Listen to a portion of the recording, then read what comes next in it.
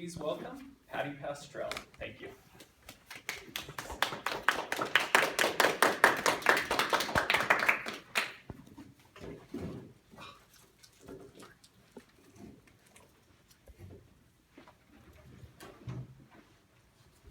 You're invited. Have you received one of these in the mail recently? It's an invitation. Yes, I was invited. I was invited to a surprise birthday party. Shh, it's a surprise. You're not supposed to tell anybody. And probably it's a surprise to the person who was having it because they were turning 75. It was a surprise to me. I had no idea they were going to be that old.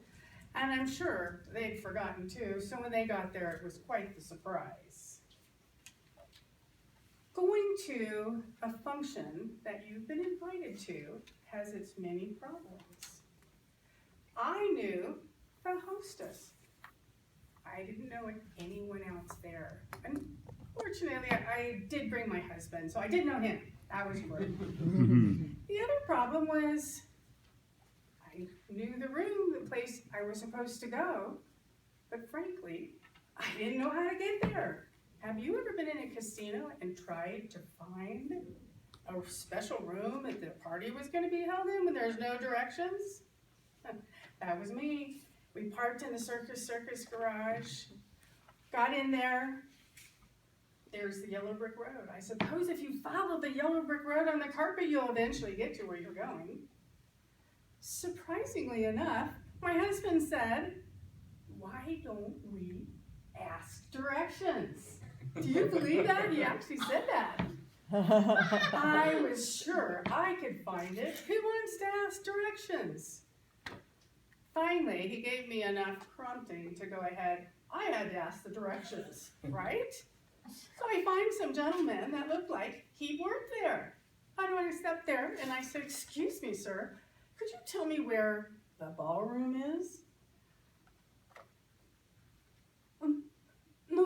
No English, no speak English. And maybe my son, so he tried to tell me. He said, "He doesn't work here, and he doesn't speak English." Finally, after wandering around a while, I was not going to ask another person how to get there. We found the casino ballroom. We walked in. And of course, in my hurry and worry about being a surprise, because we had to be there at a certain time, we were a half hour early. I got the time wrong. Oh well. As we walked in, there was one other couple sitting at a table. The family was at another table. A few members had already arrived. And we sat down at a table with nobody at it. And I said, "Dana, isn't this kind of strange? We're kind of sitting at a table and nobody else is there. Well, there's a table right over there that has one other couple. Isn't it kind of rude to sort of sit there?" Okay. We moved over and sat at the table, looking around, trying to figure out, what do you talk about? Don't know these people.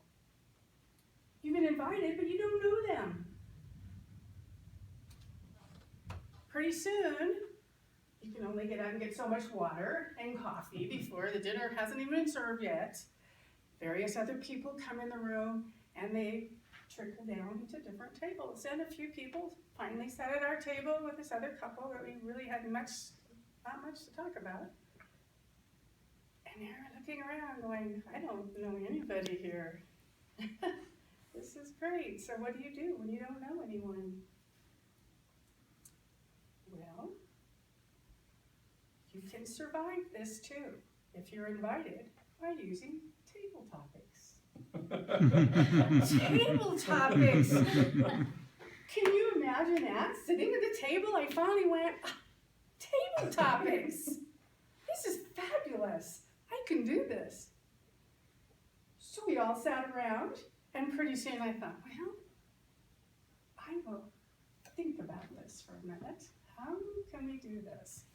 Well, I have some great tips for you on how this all transpired and save the day. First, you've got to really decide whether you're going to be the table topics master or the responder to the question.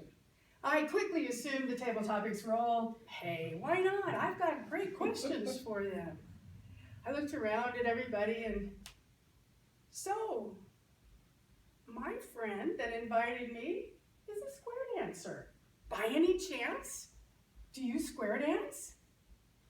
What a lucky question. They all started talking about square dancing. Yes, we do. We got a chance to talk about how long have you been doing that. It was wonderful. Conversation just started to work its way around. And finally I said, thinking, okay, I have to find maybe an in here so I could participate. And I said, well, I dance too, but I'm a round dancer, laughing to myself. And they're like, wow, their eyes popped and said, you ballroom dance too? No, I don't ballroom dance, but what I was trying to do was tell them that I dance at my lathe. They tell you when you learn how to run a wood lathe that you have to dance with your tools. And I'm turning around, thinking the humor would go very far for this group, and they all sort of just, oh, really? Yeah, next question. The other survival tip that I have for you is you've got to find something in common or somehow bridge that gap with everybody there. I could tell that my round dancing didn't quite work. So I thought, why don't we talk about hobbies? Hobbies, you guys all like to dance, great. Everybody here dance? Does anybody do anything else? To try to interject what my husband does. He makes knives. He didn't have anything to say about square dancing or round dancing or anything. So we did actually go around the table and everybody answered what their favorite project or activity was. They all had other interests besides the square dancing commonality amongst them all.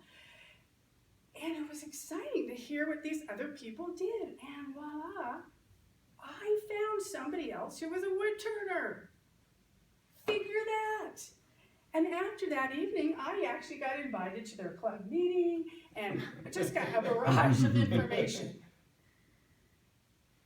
The third tip is, if you happen to be not lucky enough to be the table topics master, and you happen to be the one that's answering the questions, you have an amazing amount of information to help you.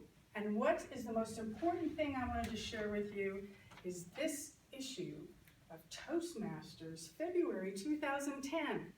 In it, amazingly enough, turning the tables on table topics. Here is a wealth of information for all of you to go to become masters at table topics when you're invited.